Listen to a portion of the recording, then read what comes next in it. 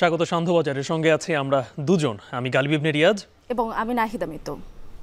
হত্যা মামলায় সাবেক মন্ত্রী হাসানুল হক ইনুকে 7 দিনের এবং রাশেদ খান মেননকে 6 দিনের রিমান্ড মঞ্জুর করা হয়েছে।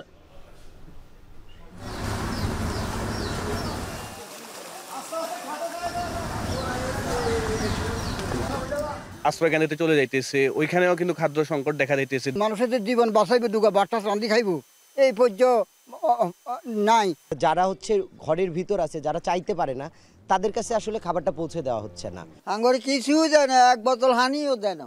আমরা এই বাঁচতে আছি, আমরা অনেক কষ্ট করি, এসব জিনিসপত্র খাই বাই না খাই জিনিসপত্র জোড়াইছি, সব পানি নিচে।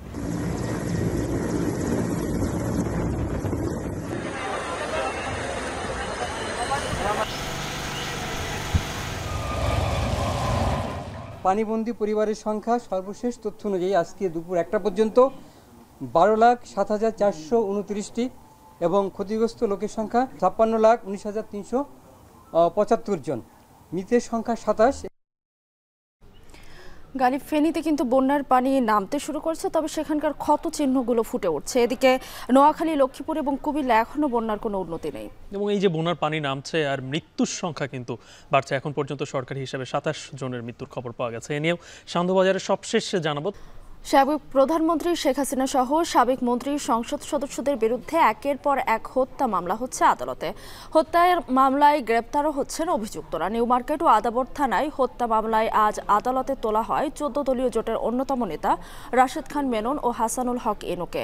এই সময় হাসানুল হক ইনুকে 7 দিন এবং রাশেদ খান মেননকে 6 দিনের রিমান্ড দেন আদালত। বিস্তারিত জানিয়েছেন রাব্বি হোসেন।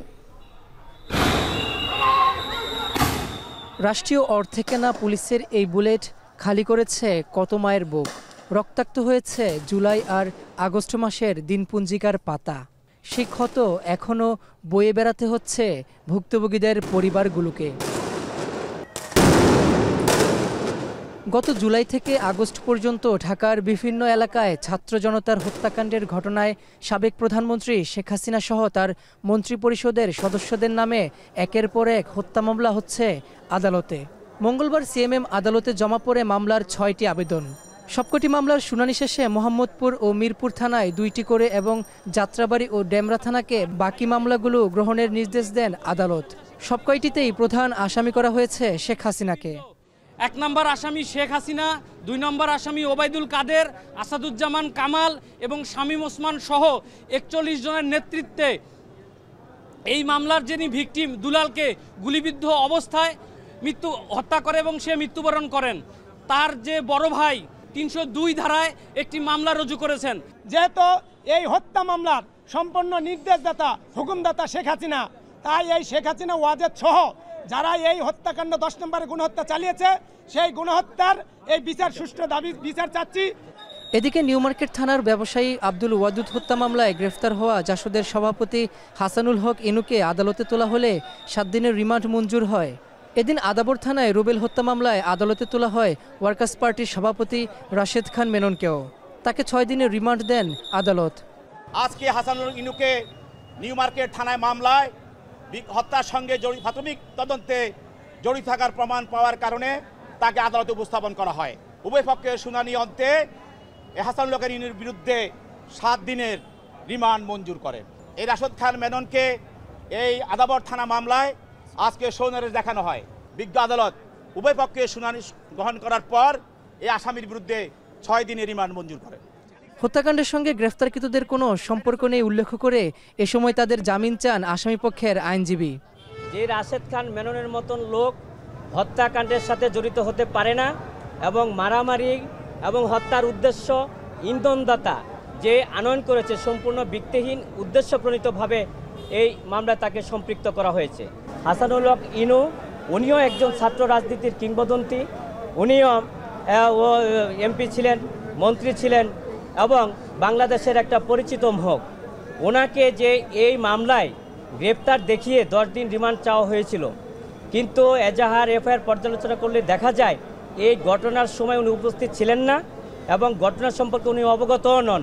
কোটা সংস্কার আন্দোলনকালে ছাত্র জনতা হত্যাকাণ্ডে ভুক্তভোগীর পরিবারগুলো সুষ্ঠু বিচারের দাবিতে প্রতিদিনই দ্বারস্থ হচ্ছেন আদালতে।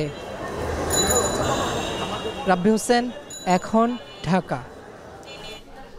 এবার একটু বন্যার খবর জানাতে চাই। দফায় দফায় ভারী বর্ষণ আর উজানের ঢল অব্যাহত থাকায় নোয়াখালী, লক্ষ্মীপুর এবং কুমিল্লার বন্যা পরিস্থিতির কিন্তু অবনতি হয়েছে এবং সেখানকার মানুষ এখন পর্যন্ত মানবতার জীবনযাপন করছে।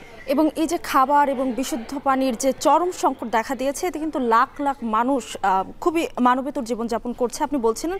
তবে বন্যা পরিস্থিতির কিন্তু কিছুটা উন্নতি হয়েছে ফেনীতে। এতে বাড়ি ঘরে ফিরতে শুরু করেছে অনেক বানভাসী মানুষ। এ নিয়ে তো আমাদের একটি প্রতিবেদন রয়েছে, সেটি দেখে নেব। উজান থেকে নেমে আসা পানির স্রোতে দিন দিন ভয়াবহ রূপ নিচ্ছে নোয়াখালীর বন্যা পরিস্থিতি। তীব্র হচ্ছে বানভাসীদের দুর্ভোগ।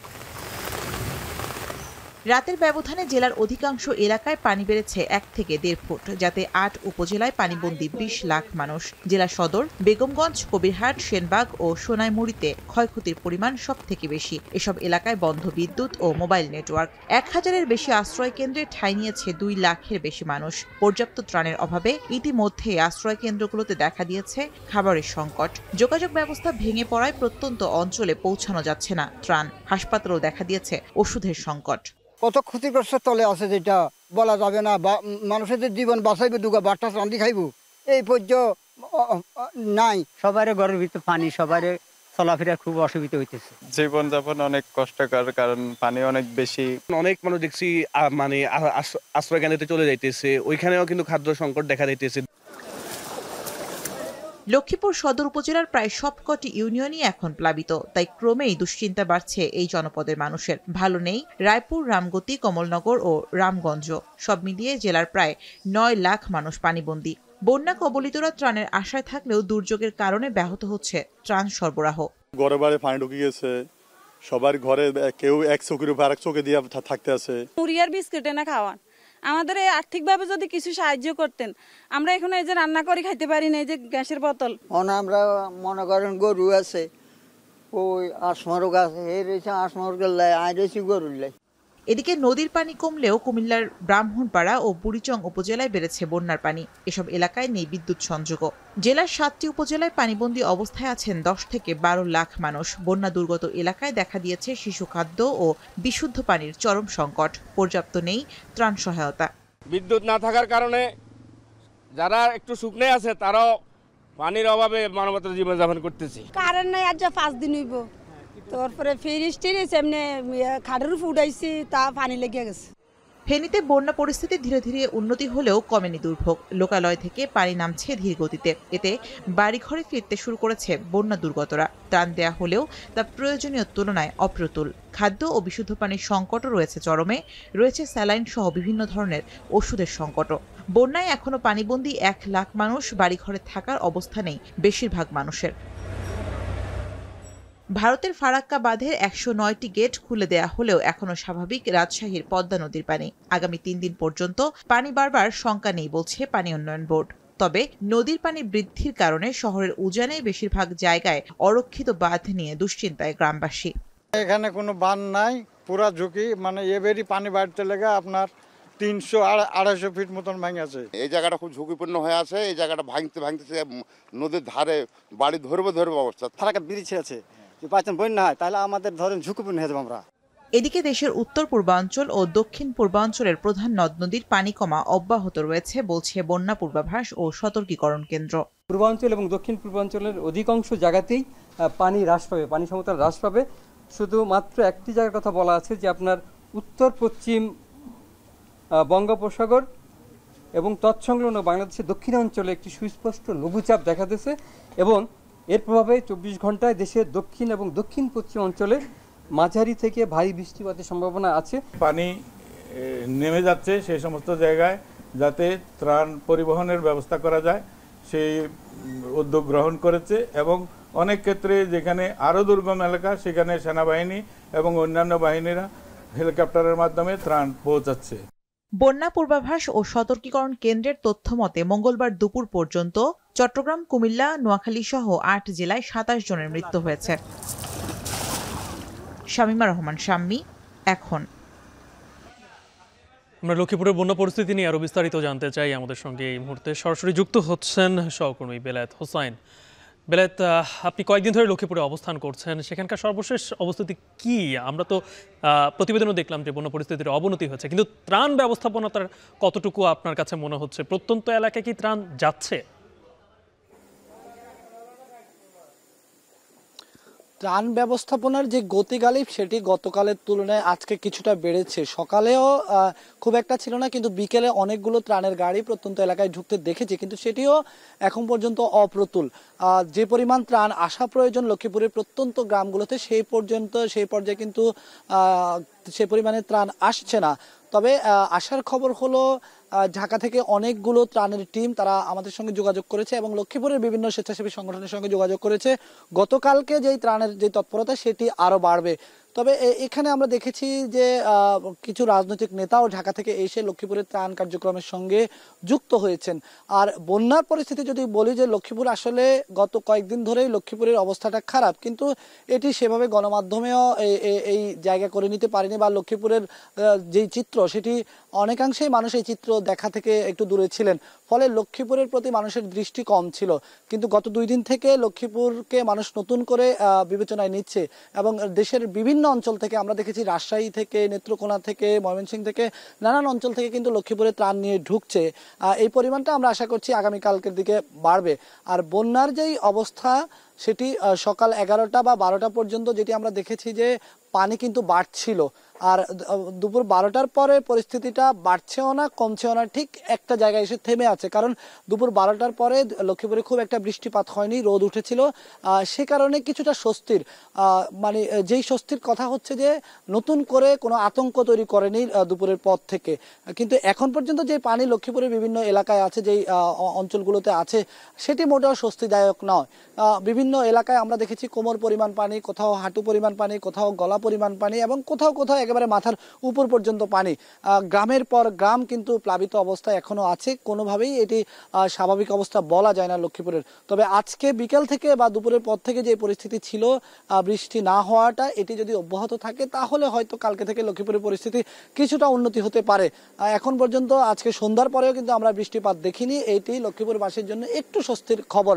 কারণ লক্ষ্মীপুরে কিন্তু 2 ধরনের সমস্যা, একদিক থেকে উজান থেকে পানি ঢল নেমে আসছে, অন্যদিকে বৃষ্টি পড়ছে এবং এই পানিগুলো সরতে পারছে না। কারণ বিভিন্ন জায়গায় খালে বিলে কিন্তু যে মাছের ঘের করে প্রভাবশালীরা কিন্তু বাঁধ তৈরি করে ফেলেছেন, ফলে পানিগুলো আটকে আছে, লক্ষ্মীপুর থেকে পানিগুলো নিম্ন অঞ্চলের দিকে নেমে যাচ্ছে না। তো এই পরিস্থিতির মধ্য দিয়ে লক্ষ্মীপুরবাসী সব মিলিয়ে মানবেতর জীবনযাপন করছেন। আমরা গতকালকেও দেখেছি পরিস্থিতি, আজকেও সারাদিন দেখার চেষ্টা করেছি, আরও পরিস্থিতি আমরা দেখব কি হয়, শেষ পর্যন্ত আমরা থাকবো। এই ছিল আমার কাছে লক্ষ্মীপুরের এখনকার মতো সর্বশেষ পরিস্থিতি। গালিব। অন্তর্বর্তী সরকারের সদস্যদের মধ্যে বিভিন্ন মন্ত্রণালয় এবং বিভাগের দায়িত্ব পুনর্বন্টন করা হয়েছে। মন্ত্রিপরিষদ বিভাগের এক প্রজ্ঞাপনে এই তথ্য জানানো হয়। সবশেষ সিদ্ধান্ত অনুযায়ী প্রধান উপদেষ্টা ডক্টর মোহাম্মদ ইউনূসের হাতে থাকছে 6টি মন্ত্রণালয় এবং বিভাগের দায়িত্ব। অর্থ ও বাণিজ্য উপদেষ্টা সালেউদ্দিন আহমেদ পেলেন আরও একটি মন্ত্রণালয়। নতুন করে তাকে বিজ্ঞান ও প্রযুক্তি মন্ত্রণালয়ের দায়িত্ব দেওয়া হয়েছে। উপদেষ্টা হাসান আরিফ স্থানীয় সরকার ও পল্লী উন্নয়ন এবং সমবায় মন্ত্রণালয়ের পাশাপাশি পেয়েছেন ভূমি মন্ত্রণালয়ের দায়িত্ব। উপদেষ্টা অবসরপ্রাপ্ত brigadier general doctor M Sakhawat Hossain বস্ত্র ও পাট মন্ত্রণালয়ের পাশাপাশি পেয়েছেন নৌ পরিবহন মন্ত্রণালয়ের দায়িত্ব। উপদেষ্টা শারমিন এস মুর্শিদ সমাজ কল্যাণ মন্ত্রণালয়ের পাশাপাশি নতুন করে পেয়েছেন মহিলা ও শিশু বিষয়ক মন্ত্রণালয়ের দায়িত্ব। রাষ্ট্রপতির আদেশক্রমে মন্ত্রিপরিষদ সচিব মোহাম্মদ মাহবুব হোসেন এই প্রজ্ঞাপন জারি করেন।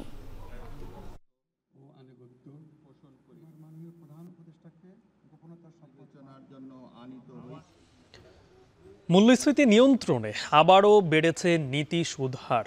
এতে ঋণের সুদ বেড়ে চাপে পড়বে ক্ষুদ্র ও মাঝারি শিল্পের ব্যবসায়ীরা। তাই সেদিকেও কেন্দ্রীয় ব্যাংকের নজর দেওয়ার দাবি তোলেন সাধারণ ব্যবসায়ীরা। কেন্দ্রীয় ব্যাংকের গভর্নরের সাথে বৈঠকে এ নিয়ে বেশ কিছু বিষয় তুলে ধরেছেন Dhaka chamber of commerce and industries প্রতিনিধিরা। এছাড়া ব্যাংক খাতের লুটপাট হওয়া অর্থ ফিরিয়ে আনার দাবিও জানিয়েছেন তারা। আতাউর রহমানের প্রতিবেদন। জুলাই শেষে দেশে খাদ্য মূল্যস্ফীতি দাঁড়িয়েছে 14% বেশি, আর সার্বিক হয়েছে 11.66%, যা গত 13 বছরের মধ্যে সর্বোচ্চ। আর এই মূল্যস্ফীতি নিয়ন্ত্রণে 2024-25 অর্থ বছরের প্রথম 6 মাসে সংকোচনমূলক মুদ্রানীতি ঘোষণা করে কেন্দ্রীয় ব্যাংক, আর সেই সাথে ধারাবাহিকভাবে বাড়ে সুদ হার। এতে সবশেষ ঋণের সুদ ছাড়ায় 14%। এতেও যখন মূল্যস্ফীতি নিয়ন্ত্রণে আসছিল না, তখন গত 25 আগস্ট নীতি সুদ হার 8.50% থেকে বাড়িয়ে 9% করে কেন্দ্রীয় ব্যাংক। এতে সাধারণ পর্যায়ে ঋণের সুদ হার আরও বাড়বে। এছাড়া ব্যাংক খাতে আরও আছে মন্দ ঋণের পাহাড়, যা প্রায় 6 লাখ কোটি টাকা। এতে একদিকে যেমন ব্যাংক খাতে তারল্য সংকট দেখা দিয়েছে, তেমনি ঋণ পেতে বেগ পেতে হচ্ছে সাধারণ ব্যবসায়ীদের। এমন পরিস্থিতিতে ব্যাংক থেকে লুটপাট হওয়া অর্থ ফিরিয়ে আনা এবং সুদ হার বাড়াতে ক্ষুদ্র ব্যবসায়ীদের দিকে নজর দেওয়ার দাবি তোলেন ব্যবসায়ীরা। মঙ্গলবার বাংলাদেশ ব্যাংকের গভর্নরের সাথে বর্তমান ব্যবসার সার্বিক পরিস্থিতি নিয়ে বৈঠক করে Dhaka chamber of commerce and ইন্ডাস্ট্রির নেতৃবৃন্দরা। সেখানে বেশ কিছু দাবি তুলে ধরেন তারা জানান, ব্যাংক খাত থেকে যেসব অর্থ লুটপাট হয়েছে তাতে ভুক্তভোগী হচ্ছে সাধারণ ব্যবসায়ীরা। ব্যাংকের থেকে টাকা মেরে দেন কিংবা যখন কুঋণ সৃষ্টি হয় সেটার খরচ কিন্তু আমাদের সাধারণ যে বড়োয়াররা আমাদের কি দিতে হয়। ইনফ্যাক্ট আপনি যদি দেখেন যে ব্যাংকের যে মোট স্প্রেড তার অলমোস্ট এক তৃতীয়াংশ থেকে অর্ধেক আপনার চলে যায় এই বিভিন্ন ধরনের লুটপাটের কারণে কিংবা যে কুঋণের ক্ষতি যেটা সেটার জন্য। তো আপনি যদি কুঋণের পরিমাণ কমিয়ে আনতে পারেন, আমাদের জন্য ব্যাংকের সুদের হার কমে যায়। এই ব্যাপারে আমাদের স্ট্যান্সের কোনো ডিফারেন্স নেই। এছাড়া মূল্যস্ফীতি নিয়ন্ত্রণে সুদ হার বৃদ্ধিতে ক্ষুদ্র ও মাঝারি ব্যবসায়ীদের যে ক্ষতি হবে তাতে কেন্দ্রীয় ব্যাংকের নজর দেওয়ার দাবি জানান তারা। যারা ফিক্সড ইনকাম তাদের বাড়ে না, ব্যবসায়ীদের জন্য আমাদের জন্য ব্যবসা চালাতে গেলেও খরচ বাড়ে, আমাদেরকেও বেতন বাড়াতে হয়। সো এই চাপটা থেকে যে মূল্যস্ফীতি কমে আসুক এটা আমরাও চাই, সেটার জন্য আসলে কষ্ট করতে হবে আমাদের সবাইকে। অপরদিকে এদিন কেন্দ্রীয় ব্যাংকের ডেপুটি গভর্নরের চূড়ান্ত তালিকা জমা দিয়েছে সার্চ কমিটি, যেখানে 5 থেকে 6 জনের নাম প্রস্তাব করা হয়েছে। এফিসিয়েন্সি, সিনিয়রিটি, পেশাদারিত্ব, ইন্টিগ্রিটি, কবে নাগাদ স্যার এটা তো গভর্নমেন্ট ডিসাইড করবে। আমরা কি গভর্নমেন্টের তালিকা আজকে দিয়ে দিব। আমরা 5-6 জনের নাম প্রস্তাব করছি। 5 আগস্ট শেখ হাসিনা সরকারের পতনের পর ব্যাংক খাতে শুরু হয় নানা সংস্কার। তাই এতদিন যারা এ খাতকে ধ্বংস করেছে তাদের শাস্তির আওতায় এনে পুনরুদ্ধারের দাবি সংশ্লিষ্টদের। আতাউর নিয়ন, এখন, ঢাকা। দেশে পোশাক শিল্পকে এগিয়ে নিতে সকল ধরনের সহযোগিতা করা হবে বলে জানিয়েছেন অর্থ উপদেষ্টা সালেউদ্দিন আহমেদ। পোশাক শিল্প খাতের বিভিন্ন সংগঠনের সাথে বৈঠক শেষে একথা জানান তিনি। এদিকে বর্তমান প্রেক্ষাপটে সহজ শর্তে ঋণের দাবি জানান ব্যবসায়ীরা। বিস্তারিত জানিয়েছেন সেউল আহমেদ। দেশের প্রধান রপ্তানি খাত পোশাক শিল্প। তবে জুলাই আন্দোলন ও আওয়ামী লীগ সরকারের পদত্যাগে এই শিল্পে কয়েকদিনে ক্ষতি হয়েছিল প্রায় কয়েক হাজার কোটি টাকা। অন্তর্বর্তী সরকার দায়িত্ব নেয়ার পর কিছুটা ঘুরে দাঁড়ানোর চেষ্টা করেছিল ব্যবসায়ীরা। তবে আকস্মিক বন্যায় ফের ক্ষতির মুখে এই শিল্পের সাথে জড়িতরা। সংকট কাটিয়ে কিভাবে আবার ঘুরে দাঁড়ানো যায় তাই নিয়ে দিনভর অর্থ উপদেষ্টার সঙ্গে কয়েক দফায় বৈঠক করেন পোশাক খাতের শীর্ষ ব্যবসায়ীরা। FBCCI, BKMEA, BJMEA সহ এই শিল্পের সাথে জড়িত সংগঠনের নেতারা তাদের দাবি তুলে ধরেন। দ্রুত ও সহজ শর্তে এই মুহূর্তে 1800 থেকে 1900 কোটি টাকা ঋণ প্রয়োজন বলে জানান তারা। পরিবর্তিত পরিস্থিতির কারণে আমাদের ফ্যাক্টরিগুলি অন অ্যান এভারেজ প্রায় 16-17 দিন প্রোডাকশন করতে পারে নাই, যার ফলে আমাদের হয়তো নেক্সট মান্থে গিয়ে একটু ক্রাইসিস দেখা যেতে পারে। আমরা ওই মাননীয় উপদেষ্টার কাছে আমরা একটা সফট লোনের রিকোয়েস্ট করেছি, যেটা আমরা লোন উইথ ইন্টারেস্ট আমরা পে ব্যাক করে দিব। 1 বছরের মধ্যে আমরা পে ব্যাক করবো। আর অন্য 2-3টা ছোটো ছোটো ইস্যু ছিল, উনি আমাদেরকে আশ্বাস দিয়েছেন। আমরাও আশাবাদী, কনফিডেন্ট যে এই সরকারের সাথে আমরা কাজ করলে এই সেক্টরে আমরা অনেক দূরে আগায় নিয়ে যেতে পারবো। এদিকে ব্যবসায়ীরা জানান, বর্তমান পরিস্থিতিতে দেশের বেশিরভাগ কারখানাগুলো রয়েছে নিরাপত্তাহীনতায়, তাই অনেকেই তাদের ক্রেতা হারাচ্ছেন। এছাড়াও বন্যার কারণে চট্টগ্রাম বন্দরে অনেক কার্গো আটকে আছে জানিয়ে সেগুলো নিরাপত্তা নিশ্চিতের আহ্বান ব্যবসায়ীদের। আমরা আমাদের সমস্যাগুলি তুলে ধরেছি। NBR এর যে সমস্যা, ব্যাংকে LC করতে গিয়ে যে সমস্যা হচ্ছে, বিশেষ করে ইসলামী ঘরানার যে 6টা ব্যাংকে এখন LC করতে গেলে ওই মার্জিন চাওয়া হচ্ছে, এইগুলি আমরা তুলে ধরেছি। এবং এই ব্যাপারে উনি বাংলাদেশ ব্যাংকের গভর্নরের সাথে কথা বলে বা অর্থ সচিবের সাথে কথা বলে এইগুলি ব্যবস্থা নেবেন। এয়ারপোর্টের থেকে একটা স্যাম্পল কালেকশন করতে 7 থেকে 10 দিন সময় লাগে। চিটাগাং পোর্টে কনজেশন, এই নেগেটিভ জিনিসগুলো যদি আমরা সলভ করতে না পারি তাহলে আমাদেরকে বিকল্প চিন্তা করতে হবে। অন্য কোনো দেশে আমাদের ব্যবসা শিফট করতে হইতে পারে। এটা তারা ক্লিয়ারলি এখানে বলে না, কিন্তু আমাদেরকে বলেছে। তো সেই কারণেই আমাদের এই মিটিংটা, যে আমাদের এখানে যে আইন শৃঙ্খলা যত দ্রুত সম্ভব ইমপ্রুভ করা এবং যেই সব বটলনেকগুলো আছে স্যাম্পল ক্লিয়ারেন্স, চিটাং পোর্ট, এগুলো যাতে যথাসাধ্য এগুলো যত দ্রুত সম্ভব তারা ইমপ্রুভ করে, এই ব্যাপারে উনি অ্যাসুরেন্স দিয়েছেন। বৈঠক শেষে অর্থ উপদেষ্টা সালেউদ্দিন আহমেদ গণমাধ্যমকে জানান, ব্যবসায়ীদের দাবি দেওয়া নিয়ে গভর্নরের সাথে কথা বলে সিদ্ধান্ত জানানো হবে। যে তাদের কিছু সমস্যা আমরা আলাপ করেছি, স্পেসিফিক অনেক কতগুলি সমস্যা আছে, সেইগুলো খুব বিশাল কিছু না, সেগুলো অনেক সময় আগের সময়গুলোকে ইগনোর করা হয়েছে, উইল সলভ ইট। সেকেন্ডলি বায়ার্সও কিছু ছিল, ওরা বায়ারদের আমরা এশিওর করেছি তোমাদের নিরাপত্তা, তাহলে তোমাদের ইনভেস্টমেন্টের অপরচুনিটি, ভালো পরিবেশ হলো ল অ্যান্ড অর্ডার, তারপরে ব্যাংকিং ফ্যাসিলিটি ভোগান্তি যেন না হয়, অ্যান্ড উই অ্যাশিওরড দেম।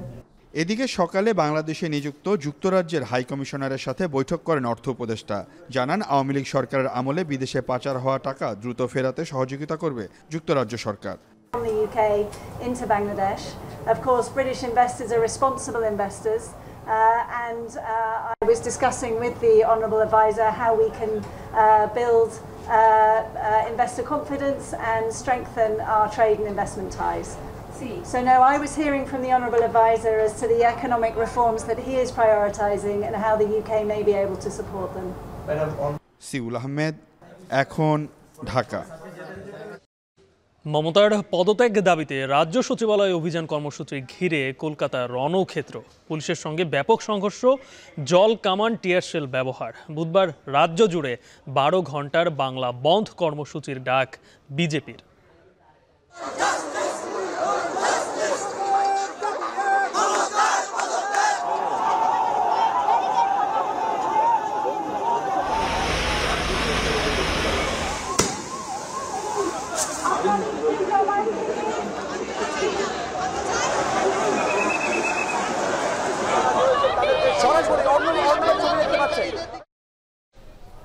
সান্ধ্যবাজারের শেষ অংশে এ নিয়ে থাকছে বিস্তারিত। এখন নিতে হচ্ছে একটা বিরতি, ফিরছে একটু পর, সঙ্গেই থাকুন।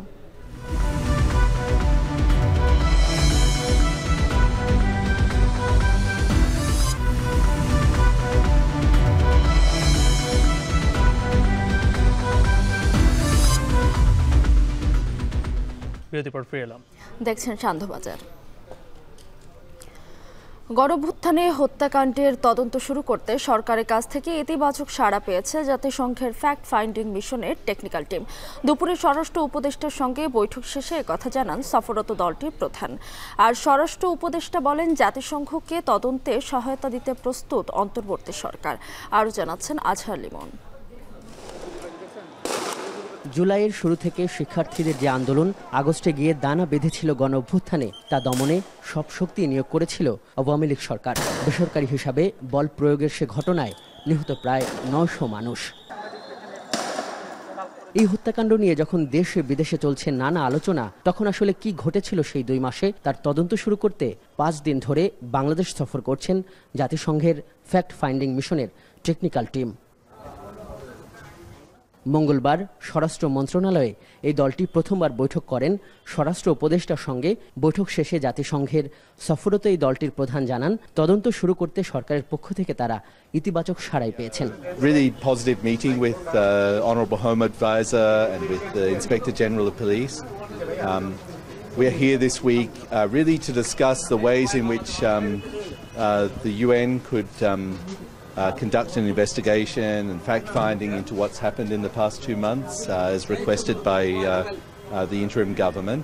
পরে স্বরাষ্ট্র মন্ত্রণালয়ের পক্ষ থেকে জানানো হয়, জাতিসংঘের কারিগরি এই দলটি প্রাথমিকভাবে 2 মাসের ঘটনার তথ্য প্রমাণ সংরক্ষণের জন্য অনুরোধ জানিয়েছেন। স্বরাষ্ট্র উপদেষ্টা বলেন, তারা জাতিসংঘের এই দলটিকে তদন্তে সব ধরনের সহায়তা করবেন। আমরা তাদের অ্যাসিওর করছি যে কোনো ব্যাপারে যে কোনো ধরনের সাহায্য সহযোগিতা দরকার আমরা তাদের সাহায্য সহযোগিতা করব। এবং তাদের আমরা আরেকটা রিকোয়েস্ট করছি যেন ইউএন মিশনে আমাদের আরও, এখনও আমরা কিন্তু অনেক বেশি, তারপরও আমাদের বেশি করে পুলিশ, আর্মি এবং অন্যান্য বাহিনীর সদস্যরা যেতে পারে, তাদের কাছে আমরা রিকোয়েস্ট করছি। এবং তারা বলছে যে বাংলাদেশে যারা ইউএনএ কাজ করতেছে তারা খুবই ভালো কাজ করতেছে, তারা এদের খুবই প্রেস করছে এবং বলছে ভবিষ্যতে এই বাংলাদেশে সবসময় যেন 1 নম্বরেই থাকতে পারে এই ব্যবস্থা তারা করবে। Thank you. এর আগে এই উপদেষ্টার সঙ্গে চীনা রাষ্ট্রদূত ইয়াও ওয়েনের সঙ্গে বৈঠক হয়। ওই বৈঠকে মূলত কৃষি ও বন্যা নিয়ে আলোচনা হয়। এ ব্যাপারে স্বরাষ্ট্র উপদেষ্টা জানান, চীনা রাষ্ট্রদূত বাংলাদেশে অবস্থান করা ৯,০০০ চীনা নাগরিকের নিরাপত্তা নিয়েও কথা বলেছেন। আজহার লিমন, এখন ঢাকা। গেল বছর থেকে চালু হওয়া নতুন শিক্ষাক্রম নিয়ে বিতর্ক শুরু থেকেই। এই কারিকুলামই প্রাথমিক ও মাধ্যমিকের অধিকাংশ শ্রেণীতে চলছে, যা বাস্তবায়নযোগ্য নয় বলে নতুন করে ভাবছে অন্তর্বর্তী সরকার।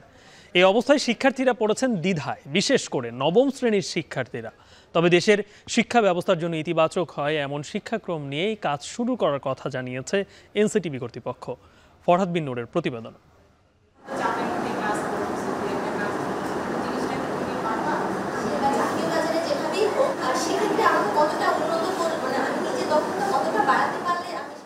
চলছে নবম শ্রেণীর ক্লাস।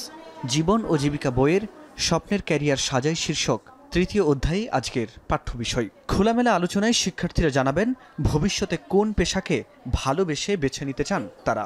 ক্যারিয়ারের ঝুঁকি বিশ্লেষণ, আমি যেটা পছন্দ করি সেটা কি কোনো ঝুঁকি আছে কিনা সেটা আগে আমাকে বিবেচনা করতে হবে। কিন্তু এ ক্লাসের শিক্ষার্থীরা এখন কতটা মনোযোগী? দেশের পট পরিবর্তনের পর নতুন বাংলাদেশ গড়ার আকাঙ্ক্ষায় যখন প্রশাসনে চলছে নানা রদবদল, উদ্যোগ নেওয়া হচ্ছে রাষ্ট্রের সংস্কারের, তখন খবর এসেছে পরিবর্তন হচ্ছে আলোচিত সমালোচিত শিক্ষাক্রম। তাহলে 2026 সালের এসএসসির এই পরীক্ষার্থীরা দশম শ্রেণীতে কোন কারিকুলামের বই হাতে পাবে? কেমন হবে পরীক্ষা কিংবা পড়াশোনার পদ্ধতি? ভবিষ্যৎ ক্যারিয়ার আর পেশা নিয়ে ভাবনা তো দূরের কথা, তারা যেন পাহাড় সম দ্বিধা আর সংশয় নিয়ে বসেছেন শ্রেণীতে। এক্ষেত্রে দেখা যাবে আমরা নবম শ্রেণীর শিক্ষার্থীরা সবচেয়ে বেশি চ্যালেঞ্জের সম্মুখীন হবে, কেননা আমরা এখনও ক্লিয়ার না যে আমাদের এসএসসি এক্সামটা কিভাবে হবে। তো এক্ষেত্রে যদি আবার পুরনো কারিকুলামে ফেরত যাওয়া হয়, তখন আমাদের মধ্যে বিশাল একটা চাপের সৃষ্টি হবে। আমরা অনেক বেশি দ্বিধাদ্বন্দ্বে ভুগবো, পরীক্ষার সিস্টেমটাও আমরা ঠিকঠাক এখনও জানি না। তো বলতে গেলে আমাদের এই বছরটাই পুরা নষ্ট যাবে। অভিজ্ঞতা ভিত্তিক এই শিক্ষাক্রমে কতটা অভিজ্ঞ হচ্ছে শিক্ষার্থীরা? পেপার পেন্সিল সহ নিয়মিত বিভিন্ন উপকরণ কিনতে ব্যয় বেড়েছে অনেক। বলা হয়েছিল প্রতিযোগিতা নয়, বরং সহযোগিতামূলক হবে নতুন শিক্ষাক্রম। কিন্তু বাস্তবতা হলো নিয়মিত গ্রুপ ভিত্তিক যে কাজ করতে হয়, তাতে এক গ্রুপে সবার অংশগ্রহণ সমান থাকে না। প্রায় 2 জন কাজ করবে, না হলে হলো যে 3 জন কাজ করবে, বাকিরা কোনো কাজ করবে না, শুধু শুধু তারা নাম্বারটা পেয়ে যাবে। এখন যেমন মূল্যায়ন উৎসব হয়, এক্ষেত্রে হয় একটা হযবরল পরিবেশ সৃষ্টি হয়। যেমন প্রশ্ন আগের দিন রাত্রেবেলা ইউটিউবে বা বিভিন্ন মাধ্যমে প্রশ্ন ফাঁস হয়ে যাওয়া, সমাজের চারপাশ থেকে মানে খুবই তুচ্ছ তাচ্ছিল্যের ব্যাপারটা আসে যে তোমাদের তো কোনো পড়াই নেই, তোমাদের কি আছে, তোমরা তো কোনো পড়াশোনাই করো না। মোবাইল তো অনেকে নেয় যে আম্মু আমি একটু পড়ে দিয়ে দিচ্ছি, কিন্তু পড়ে তো আর দেয় না। নতুন শিক্ষাক্রমের নানা অসঙ্গতিতে অস্বস্তিতে অভিভাবকরাও। অ্যাসাইনমেন্টের নামে সন্তানের মোবাইল আসক্ত হবার অভিযোগ তো শুরু থেকেই। বইয়ের ভিতরে কি আঁকাও কি এগুলি করানো হইতেছে, আবার মনে করেন বাসায় ঠিকভাবে পড়া হইতেছে না। এত বিরক্তকর একটা পড়ালেখা, যা বাচ্চারা কিছু শিখতে পারতেছে না। শুধু মোবাইলেই যখন বলে যে পড়তে বসো, তখন বলে মোবাইলটা দাও, মোবাইলে পড়ালেখা করতে হবে। যারা মাস্টার ট্রেনার কিংবা শ্রেণী শিক্ষক, তারাও ঠিকমতো এই শিক্ষাক্রমের অনেক বিষয়ে স্পষ্ট না। শিক্ষার্থীদের পড়াতে কি কি সমস্যায় পড়তে হয় তাদের? পাঠ্যপুস্তকে অনেক ভুল রয়েছে, তথ্য বিভ্রাট রয়েছে এবং তথ্যের অপতুলতা রয়েছে। ফলে শিক্ষার্থীরা আসলে পর্যাপ্ত জ্ঞান অর্জন করতে পারবে না। শিক্ষকদেরকে বিভিন্ন উপজেলা পর্যায়ে আমরা ট্রেনিং করার দায়িত্ব নিয়েছিলাম, সেটা খুব তড়িঘড়ি করেই হয়েছিল এবং যার কারণে আমরা পুরোপুরিভাবে, আমরা যারা মাস্টার ট্রেনার হিসেবে ছিলাম, উপজেলা মাস্টার ট্রেনার, তো আমরা আসলে নিজেরাই বিষয়টা পুরোপুরি ক্লিয়ার হইতে পারি নাই। অনেক সময় দেখা যায় যে ওদের অংশগ্রহণটা খুব কম, মানে ওদের আগ্রহটা নাই কেন জানি। একটা জিনিস লেকচার দিচ্ছি, ওরা যে সেটা খুব মনোযোগ দিয়ে নিবে, সেই আগ্রহটা ওদের কমে গিয়েছে। পরিকল্পনার সাথে বাস্তবায়নের একটা সমন্বয়হীনতা রয়েছে। কোনো কারিকুলামের মৌলিক উপাদান কারিকুলামের উদ্দেশ্য, বিষয়বস্তু, পদ্ধতি এবং মূল্যায়ন। কিন্তু এই 4টি উপাদানের মধ্যে সামঞ্জস্যহীনতাই জাতীয় শিক্ষাক্রম রূপরেখা 2021-এর সবচেয়ে দুর্বলতম দিক বলে মনে করেন শিক্ষাবিদদের অনেকেই। যেখানে সবচেয়ে বেশি বিতর্ক হচ্ছে মূল্যায়ন পদ্ধতি নিয়ে। নতুন শিক্ষাক্রমে এই যে নানান অসঙ্গতি, বাস্তবায়নের সক্ষমতার অভাব, সার্বিক বিবেচনায় পুরনো শিক্ষাক্রমে ফিরতে চায় অন্তর্বর্তী সরকার। কিন্তু ইতোমধ্যেই যেহেতু প্রাথমিক ও মাধ্যমিকের অধিকাংশ শ্রেণীতে নতুন শিক্ষাক্রম চলমান, তাই পুরনো শিক্ষাক্রমে ফিরলে শিক্ষার্থীরা কতটা অস্বস্তিতে পড়তে পারে, আর সেই অস্বস্তি দূর করতে করণীয় কি হতে পারে। পুরনো কারিকুলামকে বেস করে পুরনো কাজে বাচ্চাটা আগামী বছর 7-এ পড়বে, এই বাচ্চাটা আগামী বছর 8-এ পড়বে, এই বাচ্চাটা ক্লাস 9-এ যাবে, তাহলে তাদের জন্য 3 ক্লাসের জন্য 4 মাসে একটা ব্রিজিং প্রোগ্রাম তৈরি করে দেওয়া, যাতে তারা পরবর্তী ক্লাসে গেলে বড় রকম ধাক্কা না খায়। এই কারিকুলামটাকে কীভাবে রিভিশন করে একটা আধুনিক মানসম্মত কারিকুলাম করা যায়, সেই ব্যাপারে ইমিডিয়েটলি একটা লং টার্ম প্ল্যান এখন একটা টাস্ক ফোর্স তৈরি করে সেই কারিকুলামটা কাজ শুরু করা যেতে পারে আর কি। এটার জন্য খুব সময় দেওয়া উচিত হবে না। নতুন শিক্ষাক্রমের দুর্বল দিকগুলো চিহ্নিত করে পরিমার্জন সংস্করণের কথা বলছেন কেউ কেউ। তবে কোনো কারিকুলাম বাস্তবায়ন কিংবা বাতিল অথবা পরিমার্জন দীর্ঘ প্রক্রিয়ার বিষয়।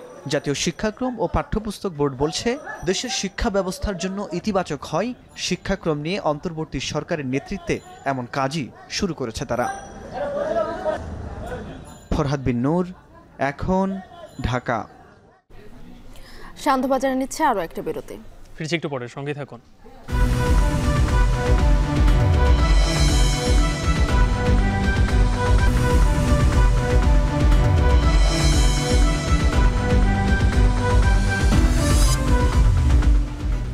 ফিরলাম বিরতির পর। দেখছেন সান্ধ্যবাজার। টানা 6ষ্ঠ দিনের মতো বৈষম্য বিরোধী ছাত্র আন্দোলনের গণত্রাণ কার্যক্রমের সবশেষ জানাতে ঢাকা বিশ্ববিদ্যালয় থেকে যুক্ত হচ্ছেন সহকর্মী কামরুজ্জামান হিমেল। হিমেল, সন্ধ্যা পর্যন্ত কত নগদ অর্থ সংগ্রহ হয়েছে এবং ত্রাণ বিতরণ কার্যক্রম কেমন দেখছেন জানাবেন। আমি এই মুহূর্তে রয়েছি ঢাকা বিশ্ববিদ্যালয়ের টিএসসি চত্বরে। সেই চত্বর থেকে কিন্তু আমি বিকেল থেকে কিছু দেখতে পাচ্ছি যে এখানে নানা বয়সী মানুষ, নানা পেশার মানুষ কিন্তু এই ছাত্রদের যে গণত্রাণ কর্মসূচি চলছে সেই কর্মসূচিতে কিন্তু তারা আসছে এবং তাদের বিভিন্ন বিষয় কিন্তু তারা এখানে অংশগ্রহণ করছে আমরা দেখতে পেয়েছি। আমরা একটি বিষয়ে আপনি যে প্রশ্নটা করেছেন সে বিষয়টা আমরা যদি বলতে চাই যে তারা অ্যাকুরেট আসলে তথ্য দিতে পারছে না, কিন্তু টানা 6ষ্ঠ দিনে কিন্তু প্রায় 5.5 কোটি টাকা কিন্তু 5 কোটি টাকা কিন্তু এখান থেকে সংগ্রহ করেছে বলে এমনটি আমাদেরকে জানিয়েছে। চলতি মাসের বৃহস্পতিবার 22শে আগস্ট বৃহস্পতিবার থেকে কিন্তু এই কার্যক্রম চলছে এই টিএসসি চত্বর থেকে আমরা জেনেছি।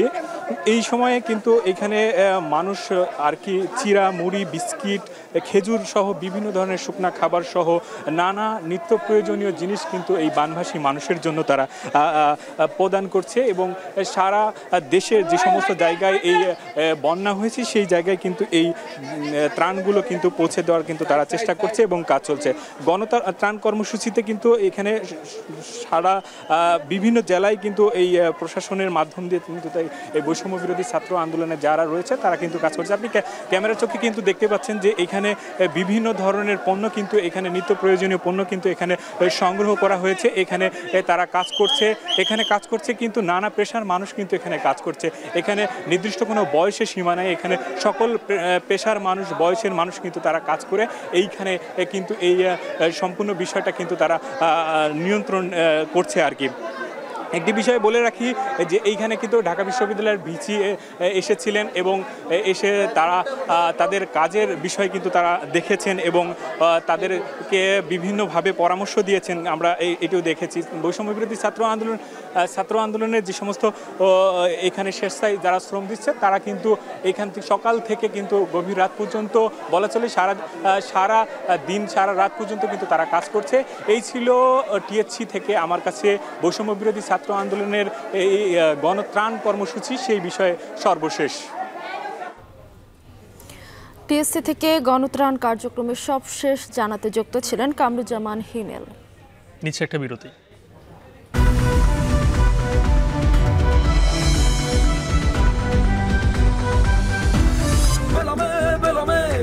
চলে খুব যতনে সেরা মানে উপাদানে সাথে করা New Daily Excellence in Quality.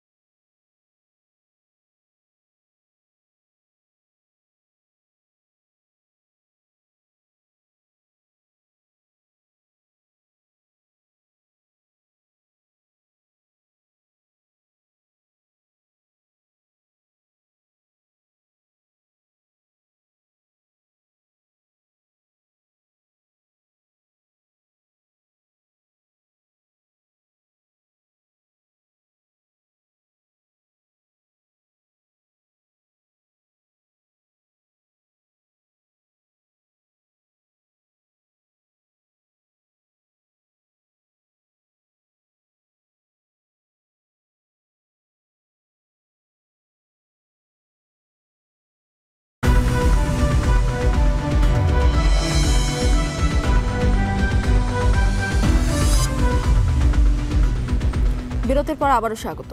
আপনারা দেখছেন সান্ধ্যবাজার। এবারে আন্তর্জাতিক প্রসঙ্গ জানাবো। মিতু, পশ্চিমবঙ্গের মুখ্যমন্ত্রী মমতা বন্দ্যোপাধ্যায়ের পদত্যাগের দাবিতে নবান্ন অভিমুখে যাত্রা এই কর্মসূচিতে পুলিশের সঙ্গে দফায় দফায় সংঘর্ষ হয়েছে এবং এই সংঘর্ষে পুলিশ কাঁদানে গ্যাস, জল কামান সেকে ব্যবহার করেছে এবং সেই সঙ্গে ফাঁকা গুলিও ছোড়া হয়েছে এবং এতে কিন্তু অনেকে আহত হয়েছেন, পাশাপাশি গ্রেফতারও হয়েছেন অনেকে। এবং পুলিশ যে হামলা করেছে তার প্রতিবাদে বুধবার রাজ্য জুড়ে 12 ঘন্টার বাংলা বন্ধ কর্মসূচি ডেকেছে বিজেপি। এ নিয়ে আরও জানাচ্ছেন ঈশিতা ব্রহ্ম। পশ্চিমবঙ্গের মুখ্যমন্ত্রী মমতা বন্দ্যোপাধ্যায়ের পদত্যাগের দাবিতে নবান্ন অভিমুখে যাত্রার শুরুতেই আন্দোলনকারীদের সঙ্গে পুলিশের দফায় দফায় সংঘর্ষে রণক্ষেত্রে পরিণত হয় রাজধানী কলকাতা। মঙ্গলবার সকাল থেকেই দফা 1 দাবি 1 মমতার পদত্যাগ স্লোগানে মুখর হয়ে ওঠে কলকাতার রাস্তাঘাট। নগরীর বিভিন্ন স্থানে নিরাপত্তা বাহিনীর ব্যারিকেড উপেক্ষা করে রাজপথের নামে শিক্ষার্থী সহ সর্বস্তরের মানুষ। পুলিশি নিষেধাজ্ঞা উপেক্ষা করে ব্যারিকেড ভেঙে আন্দোলনকারীরা অগ্রসর হওয়ার চেষ্টা করলে তাদের লক্ষ্য করে জলকামান ছোড়ে পুলিশ। ব্যবহার করা হয় টিয়ার শেল। এরপরও থামেনি বিক্ষোভ। কলকাতায় বিভিন্ন পয়েন্টে নিরাপত্তা বাহিনীর সঙ্গে সংঘর্ষে জড়ান আন্দোলনকারীরা। হাতে জাতীয় পতাকা আর মমতা বিরোধী নানা ব্যানার নিয়ে এদিন মিছিলে যোগ দেন আন্দোলনকারীরা। তাদের একটাই দাবি, আরজিকর কাণ্ডে ব্যর্থতার দায় স্বীকার করে পদত্যাগ করতে হবে মুখ্যমন্ত্রী মমতা বন্দ্যোপাধ্যায়কে। মঙ্গলবার বিক্ষোভে শিক্ষার্থীদের ওপর পুলিশি হামলার প্রতিবাদে বুধবার রাজ্য জুড়ে বাংলা বন্ধ কর্মসূচির ডাক দিয়েছে বিজেপি। মমতা ব্যানার্জিকে নবান্ন থেকে ছুঁড়ে ফেলে দিতে চায় এই সমাজে জনগণ, আর চাইছে না 1000 টাকা লক্ষ্মী ভান্ডার চাইছে না, কন্যাশ্রী চাইছে না। 3টে ছেলে প্রেস কনফারেন্স করে আর কয়েকটা ইউটিউবার বলেছিল, কোনো পলিটিক্যাল পার্টি বলেনি, বরঞ্চ সব পলিটিক্যাল পার্টি যারা অপোজিশনে আছে তারা প্রত্যেকে বলেছে এটা আমাদের কর্মসূচি না। তারপরে এই অবস্থা দেখুন, এরপরে তো মেন পলিটিক্যাল পার্টিরা প্রোগ্রাম ডাকলে তো এরা কোথায় যাবে, রাস্তা খুঁজে পাবে। যদিও হাইকোর্টের নির্দেশনা মেনে যে কোনো শান্তিপূর্ণ সমাবেশ করার অনুমতি থাকায় এদিন পুলিশের হাতে ছিল না কোনো আগ্নেয়াস্ত্র। অভিযান ঠেকাতে বিভিন্ন স্থানে মোতায়েন করা হয় নিরাপত্তা বাহিনীর কয়েক হাজার সদস্য। যদিও এরই মধ্যে এই অভিযানকে অবৈধ হিসেবে অভিহিত করেছে পুলিশ। তাদের দাবি, অভিযানের অনুমতি দেয়নি কলকাতা পুলিশ। রাজ্যের শান্তি নষ্ট করে জনগণকে খেপিয়ে তুলতেই এই উদ্যোগ নিয়েছে কুচক্রী মহল। যদিও ছাত্র সমাজ বলছে এই অভিযোগ ভিত্তিহীন। শান্তিপূর্ণ অভিযানের মধ্য দিয়ে দাবি তুলে ধরা হবে, কারণ আরজিকর কাণ্ডে দোষীদের বিরুদ্ধে কার্যকর পদক্ষেপ নিতে এবং নারীদের নিরাপত্তায় সব দিক থেকে ব্যর্থ মমতা। এদিকে অভিযান আতঙ্কে নবান্ন ঘিরে জারি করা হয়েছে 144 ধারা। নবান্ন অভিযান কেন্দ্র করে বন্ধ ছিল সব শিক্ষা প্রতিষ্ঠান। মেট্রো ও লোকাল ট্রেন ছাড়া একরকম বন্ধ রয়েছে গণপরিবহন। জরুরি প্রয়োজন ছাড়া ঘর থেকে বের হচ্ছেন না কেউ। ঈশিতা ব্রহ্ম, এখন বিশ্ব। খেলার খবর। 9 বছরের অধরা শিরোপার আক্ষেপ ঘোচানোর সুযোগ বাংলাদেশের। সাফ অনূর্ধ্ব 20 চ্যাম্পিয়নশিপের ফাইনালে বুধবার নেপালের মুখোমুখি হবে মারুফুল হকের শিষ্যরা। ম্যাচটি শুরু হবে বাংলাদেশ সময় বিকেল 5:30টায়। আরও জানাচ্ছেন শরীফ রওশন। সেই 2015 সাল থেকে শুরু সাফের বয়সভিত্তিক প্রতিযোগিতা, যেখানে প্রতিবারই মাঠের লড়াইয়ে উচ্ছল আর উদ্যমে ভরপুর লাল সবুজের প্রতিনিধিদের দেখা মিলেছে। তবে দীর্ঘ 9 বছরে এখন পর্যন্ত শিরোপা জিতে ইতিহাস করতে পারেনি বাংলাদেশের বয়সভিত্তিক ফুটবল দল। 2017 সালে প্রতিপক্ষ নেপালের বিপক্ষে খেলতে নেমে ফাইনাল জুজু শুরু হয় বাংলাদেশের মাঝে। 2019 সালে অনূর্ধ্ব 18 চ্যাম্পিয়নশিপ আর 2022 সালে ভারতের কাছে অনূর্ধ্ব 20 চ্যাম্পিয়নশিপে হেরে শিরোপা জয়ের প্রতীক্ষা আরও বাড়িয়েছে দেশের যুবারা। 2 বছরের ব্যবধানে আবারও শিরোপা ঘরে তোলার অভিযান বাংলাদেশের। এবার এই সুযোগ কোনোভাবেই হাতছাড়া করতে প্রস্তুত নয় মারুফুল হকের শিষ্যরা। যারা বেঞ্চে থাকবে তারা আরো বেশি ইম্পর্টেন্ট ওনার কাছে, তো সবাই যাতে রেডি থাকে ম্যাচের জন্য, যে মাঠে নামলে যেন যার জায়গায় নামবে ওর জায়গায় যেন কোচের যেটা মানে করাতে চাইছে ওইটা যেন আমরা করতে পারি আর কি। ফাইনালের আগে বড় দুঃসংবাদ বাংলাদেশ শিবিরে। গুরুত্বপূর্ণ ম্যাচে স্বাগতিক নেপালের বিপক্ষে চোটের কারণে দর্শক সারিতেই থাকবেন দলের নিয়মিত গোলরক্ষক মেহেদী হাসান শ্রাবণ। উঠতি এই ফুটবলারের পরিবর্তে গোল পোস্টের নিচে দাঁড়াবেন সেমিফাইনালে বদলি হিসেবে নেমে অনবদ্য পারফরমেন্স করা মোহাম্মদ আসিফ। আগেও যেহেতু অনেকগুলো ইন্টারন্যাশনাল ম্যাচ খেলছি, সো আমি মাঠে নামার পরে আমি এইটাই চিন্তা করছি যে এটা নর্মালভাবে নিচ্ছি ম্যাচটা, যে যেহেতু টাফ সিচুয়েশন মাথা ঠান্ডা রাখতে হবে ম্যাচ এনি হাউ উইন করতে হবে, ওই চিন্তা ভাবনাই ছিল। যেহেতু একটা অ্যাক্সিডেন্ট হয়ে গেছে, তো সবার দেশবাসী এবং আমার টিমমেট সবার কাছেই আমার চাওয়া যে ওর জন্য সবাই দোয়া করবেন যাতে খুব তাড়াতাড়ি মাঠে ফিরতে পারে। স্বাগতিক নেপালের মুখোমুখি হবার আগে বিগত লড়াইকে মাথায় রেখেই ফাইনালে খেলার পরিকল্পনা সাজাতে হবে বাংলাদেশ কোচকে। এর আগে দু দলের মাঠের লড়াই প্রতিবারের দেখায় শেষ হাসি হেসেছে নেপাল। এবার শিরোপা জিততে ব্যতিক্রম কিছুই করতে হবে মিরাজুল নোভাদের, তবেই না পতাকার সঙ্গে ট্রফি উঁচিয়ে ধরতে পারবে বাংলাদেশের যুবারা। শরীফ রওশন, এখন। শেষ করছে সান্ধ্যবাজার। এখন টেলিভিশন ওয়েবসাইটে দেখতে ভিজিট করুন www.এখন.tv। ফেসবুকে চোখ রাখুন facebook.com/tv.এখন, আর ইউটিউবে লাইভ দেখতে ভিজিট করুন youtube.com/c/এখন tv।